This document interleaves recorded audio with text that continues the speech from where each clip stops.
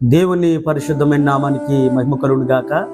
మన ప్రభువును రక్షకుడైన యేసుక్రీస్తు ఘనమైన నామములో మీ అందరికీ ప్రభు పేరట వందనాలు తెలియజేస్తా ఉన్నానండి.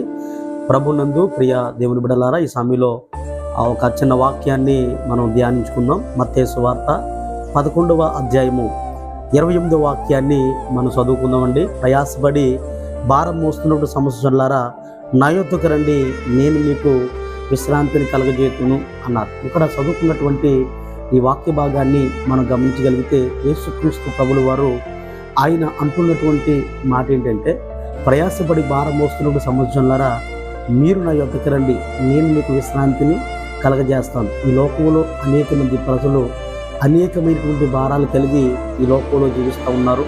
కొంతమంది రోగమనే భారం, మరికొంతమంది అప్పులనే భారం, మరికొంతమంది పాపమనే భారం.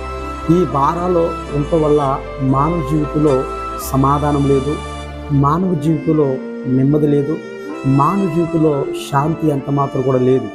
అందుకే పరిశుద్ధాత్మ దేవుడు మనందరితో ఆయన మాట్లాడుతున్న మాట ఏంటంటే, ఎవరైతే ఏ భారాలతో ఉన్నారో అయిలారా మీరందరూ కూడా మీకున్నటువంటి భారాన్ని పక్కనెట్టి, మీకున్నటువంటి ప్రతి పరిస్థితిని పక్కనెట్టి మీరు దేవుని యొద్దకు రాగలిగితే మీకున్నటువంటి ప్రతి భారాన్ని తొలగించి మీ జీవితంలో ఆయన శాంతిని సమాధానాన్ని అనుగ్రహించగలిగినటువంటి దేవుడుగా ఉన్నాడు. కనుక మనం ఆరాధించే దేవుడు యేసుక్రీస్తు ప్రభుల వారు ఆయన చాలా గొప్ప దేవుడు.